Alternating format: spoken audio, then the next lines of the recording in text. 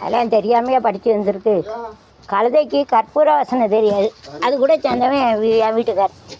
இடம் வாங்கி வீடு கட்டினால தெரியும். என்ன வீடு கட்டுதா பிள்ளைகிட்ட சொல்லதான், உங்கள் அம்மா அங்கே கட்டி அவர் பேரில் வாங்கி வைக்கிறதுக்கா, இது என் பேர்லலாம் இருக்குது. 50 லட்சத்தில் நான் அதிபதி.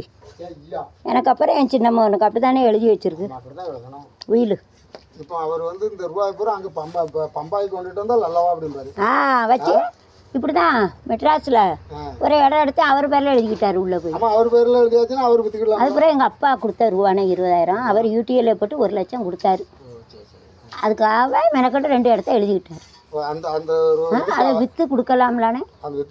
ஏன்னா மெட்ராஸில் எவனாவது இடம் வாங்குதான்னு கேட்கானே 7 லட்சத்துக்கு. 1000 சதுரடி. ஸ்ரீபெரும்புத்தூரில் ராஜீவ்காந்தி இறந்தார்ல, அங்கே கிருஷ்ணா காலேஜ்னு இருக்குது. இந்த ஆள்கிட்ட கேலண்டர் இவர்னா வாங்கிடுவார். இந்த வீடு கட்ட போகிறாருல அவர்கிட்ட சொல்லணும்னா வீட்டுக்கார் இருக்காரு. 7 லட்சம் 1800 சதுரடி வாங்க முடியாது. 100 ஃப்ளாட் இருக்குது, அதில் இருக்குது.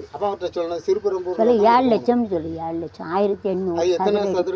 1800 சதுரடி எழுதி தரட்டா? எழுதி தரட்டா? அது 3.5 சென்ட். 3.5 சென்ட். அங்கெல்லாம் கிரவுண்டுன்னு சொல்லுவாங்க.